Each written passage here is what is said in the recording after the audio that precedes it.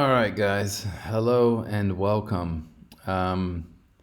This is the second time I've done this because the first time I didn't click the record button and I've literally taught a 45-minute class and I feel like crying. Anyway, Investment Appraisal 3.8. Remember, guys, investing is putting capital or money into things like equipment, vehicles, buildings, fixed assets, anything that can improve your business. There's three types of things we're going to look at: payback period, average rate of return, and net present value. Those are three different data points that can help you identify whether or not an investment is a good idea or a potential.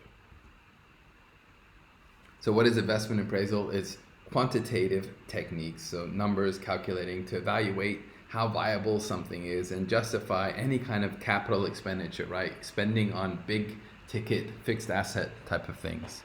So it really helps you try and figure out whether or not it's worth doing or profitable to invest in whatever you're looking into. So it helps businesses really compare different investment projects and then decide which one to do.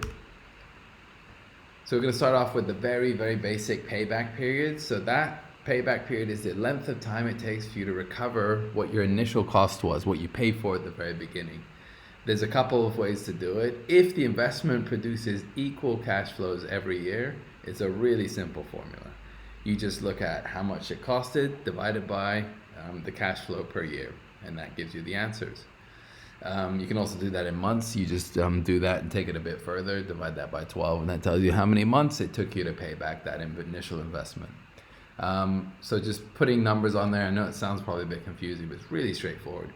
If it costs you 150K for software that will generate 50 grand every year, you take the 150, divide it by 50,000 a year, and in 3 years, guess what? It's paid back.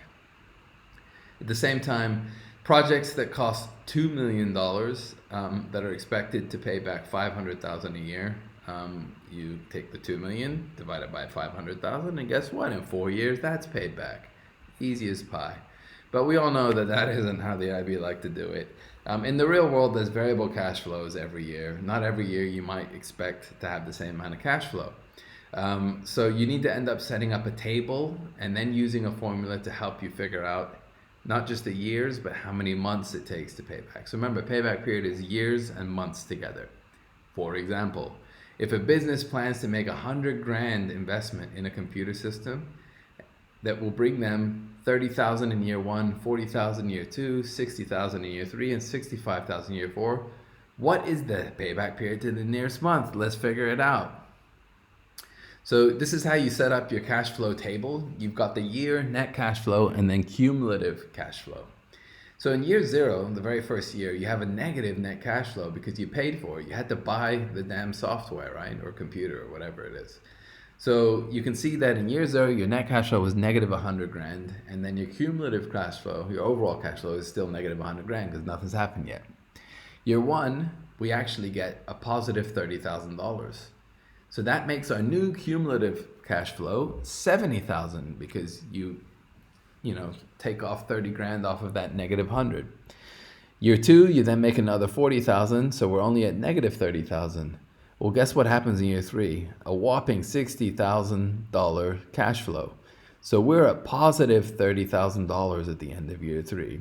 We can actually stop right there because look, it turned positive. So you know that you've paid it back somewhere between year two and year three. You can't say it's been 3 years because in 3 years actually you were at plus 30. We want to know the exact point or exact month that it was paid off. So there's a little bit of an extra step you have to do. So it's 2 years and something months, right?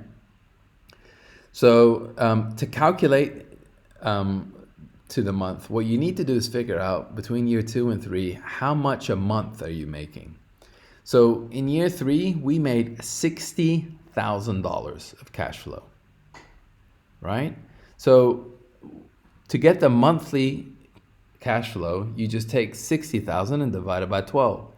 So we're getting a $5,000 contribution per month. Well, what do we have to pay off between year two and three before we have a payback? Negative 30,000, right? So 5,000 a month, how many months would it take to get to that negative 30,000? Very easy to calculate. You just take the 30,000 you're trying to pay off, divide it by the 5,000 a month that you're earning.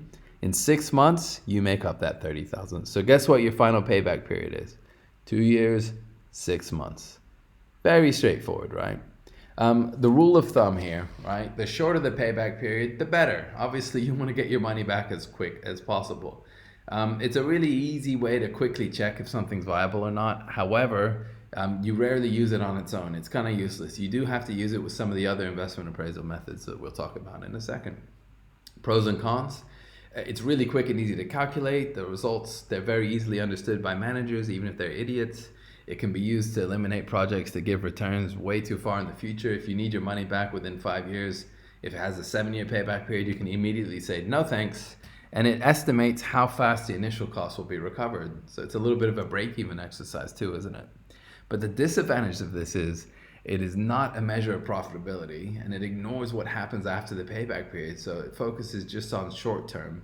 And then it can lead to some really profitable investments that take more time getting declined. Something, in 10 years might explode all of a sudden.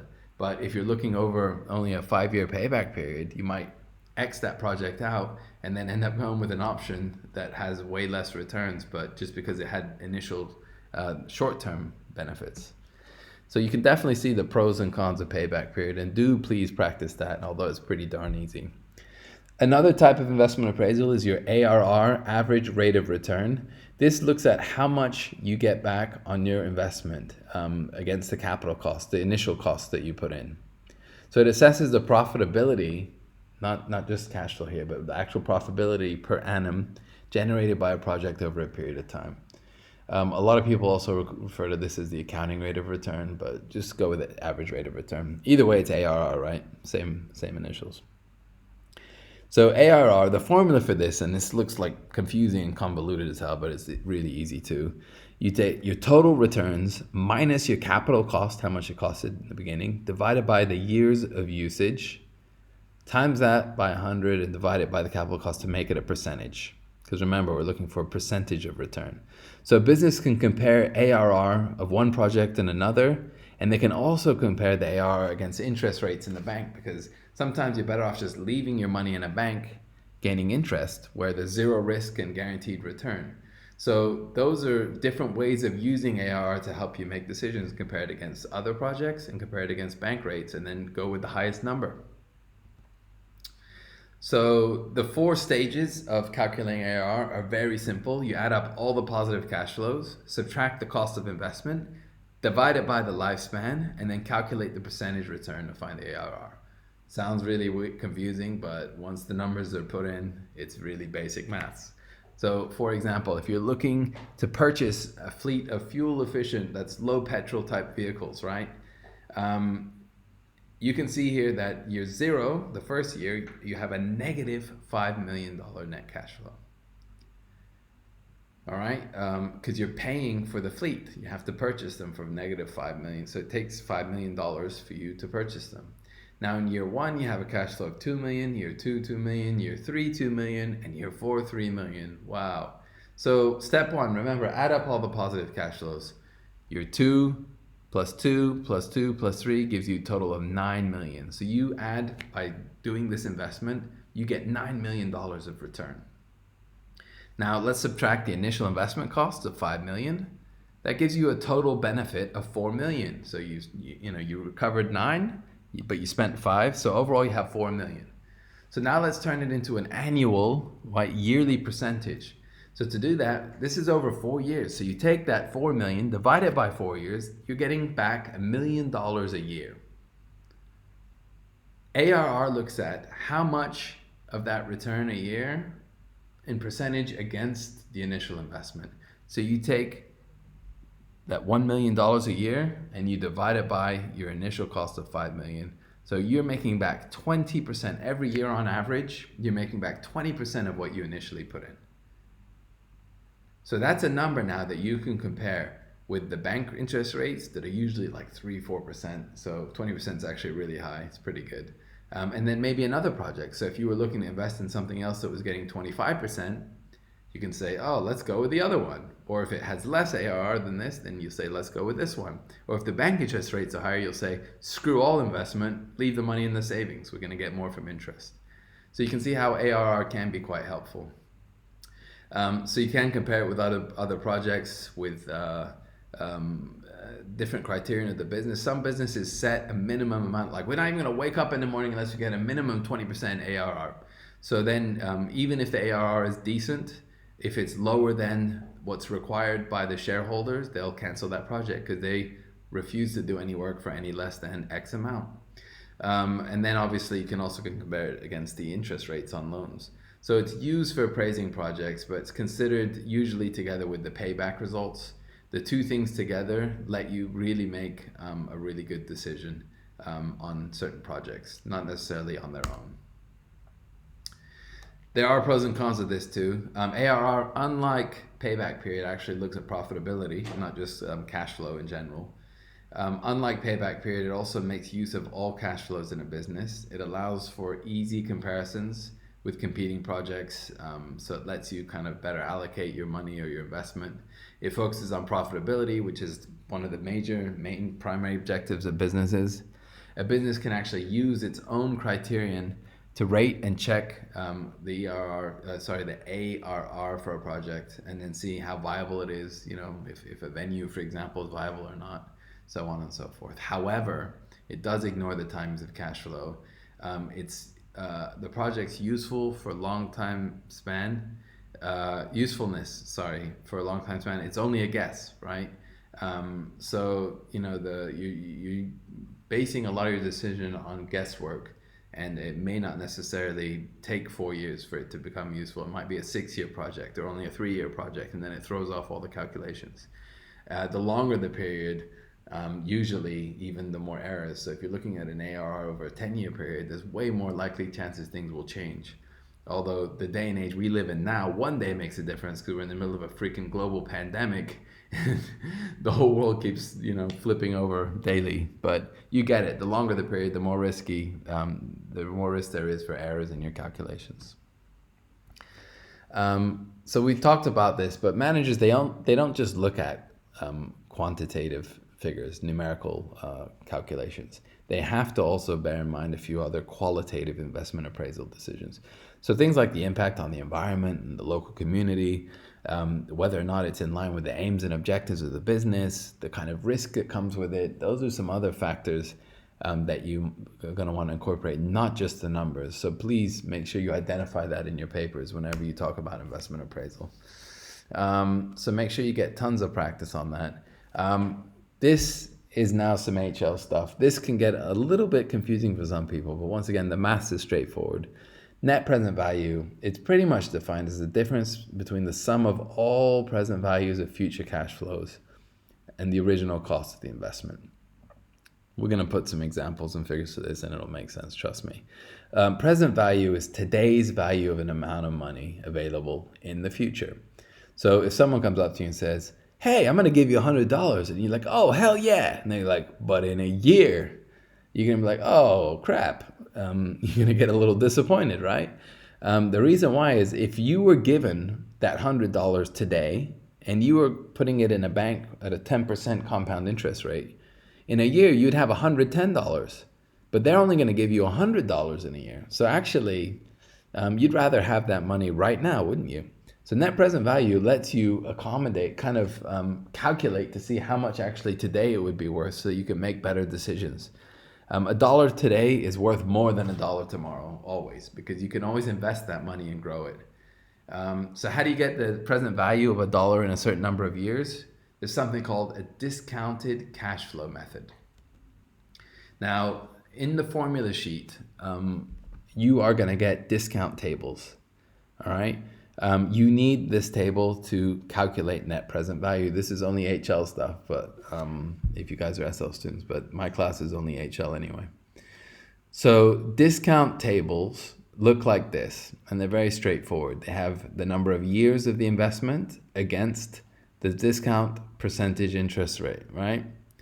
So the discount rates are 4, 6, 8, 10, 20% against 1, 2, 3, 4 years. So if it's a 7-year project with a discount rate of 6%, 0.6651, I hope you guys can see that, I know it's kind of small, would be your discount factor.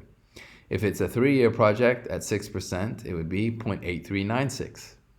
And we'll see what that means in a minute. So discounting, it's kind of the reverse of calculating compound interest. So you know how We said in 1 year, $100 would be worth 110 at 10%. Well, we're kind of looking at what that amount they're going to give you in the future is, and we're going to subtract the discount factor so that we can see how much that value is today. So it gets you the present value of future cash flow so that you can actually understand really how much you're going to be getting from that transaction. So putting it in numbers so it makes more sense. Suppose an org is expecting to receive 10 grand in 3 years' time. So 3 years is a long time from now. The interest rate is 6%. So what would the present value be today? Because remember, if we got it today and we invested it, it would be a lot higher. So today, it's not going to be worth $10,000 because we're getting $10,000 in 3 years. So what you do is you look up 3 years at 6%, and that gives you 0.8396 as a discount factor. So you take your $10,000, 0.8396. If someone was to give you $10,000 in 3 years at a 6% rate, it's actually today only worth $83.96 because you're losing that amount of money by waiting 3 years before receiving it. Does that make sense? So discount cash flow factors, it's a useful decision-making tool, but even small changes in interest rates end up with huge changes in the actual calculations. So there are definitely limitations like every other financial tool. So pause the video, try and give these a try. I'm going to see if I can upload to the formula sheet, because on the formula sheet has the discount factor table. If not, Google it, look it up online, the business management formula sheets. They're given to you on the test. All right, so moving on, the next phase from discount factors is calculating the net present value. So the net present value, once again, is today's value of an estimated amount of cash flow resulting from an investment. The NPV takes the discounted cash flows a little bit further. So there's 3 stages that you do to calculate NPV. First, you have to multiply discount factors by the cash flows. Cash flows in year 0 are never discounted because guess what? Year 0 is today. There's no need to discount because that money is worth today what it is today. You don't have to discount it. But in year 1, 2, 3, 4, 5, you then have to incorporate the discount factors. You subtract all those cumulative discount factors together, added from the original cost, and then it tells you your net present value. So let's put some numbers on that just to make it make sense. In year 0, we have a cash flow of $10,000. There's no discount factor. It's $10,000 is worth $10,000. But we're at negative because guess what? That was the cost of the project. So in year 0, we paid $10,000 for something, and it has a current value of negative $10,000 because we just paid out $10,000, right? Hydration. All right. In year 1, we made $5,000, but in a year from now, $5,000 is actually only worth at 8%. When you look it up on the discount factor table, 0.93. So you take 5,000 times it by 0.93. We're actually going to get $46.50 when you look at it because we're not going to get it for a whole year. So that's the discount factor. In year 2, we gain another $4,000, but you have to apply a 0.86 discount factor with 8% interest. That gives us 3,440. In year 3, we get $3,000 with a 0.79 discount factor. We end up getting $2,370 out of that $3,000. In year 4, $2,000 cash flow with a 0.74 discount factor. So we actually only get $1,480. Now let's calculate the net present value. So first, remember, step 1, get all the positives together. So these are all the positive cash flows discounted.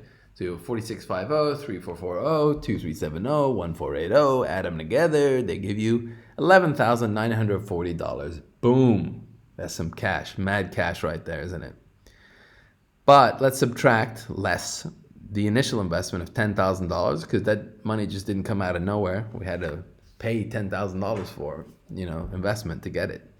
Well, guess what? Our NPV is $1,940 because $11,940 minus $10,000 is $1,940. So what the hell does that tell us? Based on the NPV, is that project even worth investing in? Well, yeah. If it's a positive NPV, if you're making more money back out of it than what it's worth today, then 100% you're going to do it. So a positive NPV will justify making an initial investment decision. If the NPV is negative, no, because you don't want to lose money over time by making investments. That goes against the whole point of investing. Evaluation, net present value. Once again, there are pros and cons. It's good that net present value does consider the timings of cash flows as well as the size of them. The rate of discount can be varied, so you can change it according to what's going on in the economy. If interest rates go up and down, it does consider time value of money, and it takes opportunity cost of money into account. Remember, all investment appraisal, it really is this one big convoluted discussion on opportunity cost. What can we do with our money? What are we sacrificing as a result? By having numbers, it quantifies what your opportunity costs are. Disadvantages, though, it's reasonably complex to calculate, and it's really hard if you have a bunch of idiots in management that can't figure out future values and discounted factors and all that. They're gonna, get flustered and overwhelmed. The final result depends a lot on the rate of discount used, and those rates may not be accurate. So guess what? All those numbers you calculate may not actually be correct. The NPV can be compared with other projects, but only if the initial capital cost is the same. If they have different capital costs, they're no longer apple to apple. It's no longer a reasonable comparison. So there are some disadvantages to net present value. So make sure you practice all of that. Now, there are my man, Mr. Marchant, right? My predecessor. I only met him once, but he's a genius. He does have some good stuff on his website. So please do check it out, particularly links to YouTube. So what I want you guys to do after this is look at this payback period video. I'll send you the link to all these. Average rate of return video. Look at discount factors as well as net present value. All right, so do watch these videos so that you can, once again, hammer and solidify this knowledge that you just gained. I'm going to watch this video with you right now on value for money because I think it's really important, and it's only 1 minute and 14 seconds.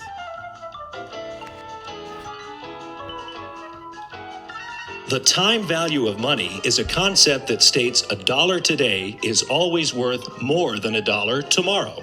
Suppose Steve wins $1 million in the lottery today. Before accepting his prize, Steve has to make a decision. He can receive the prize money now, or, if he wants, he can collect the money in 1 year. Steve considers his options. If the money is taken today, he can deposit it in an interest-bearing savings account at the local bank that offers 5% interest per year. If he decides not to take the money today, he has to wait a full year with no money and no interest. Steve's not crazy, so he decides to take the $1 million sooner rather than later. When the money is withdrawn after a year, it has grown to $1,050,000. By taking the money early, Steve earned an extra $50,000. This is the time value of money as it applies to interest. $1 million is worth more today because of the possible interest that it earns over the 1 year's time. Hold on to your money. That's the moral of the story, peoples. Once again, big shout out to my man, Mr. Marchant, jtmarchant.com. Very helpful. Lots of really good resources there. And then this investment appraisal slide, actually, it was done by someone named Miss Laura Murphy. And I found this on Prezi. So some really good resources out there. There's some way better teachers than me. Anyway, good luck and practice. It sounds confusing in the beginning. The more you do, the easier it is. And then it's like riding a bike, man. Once you got it, forever. Take care. Peace out. This is Sabs.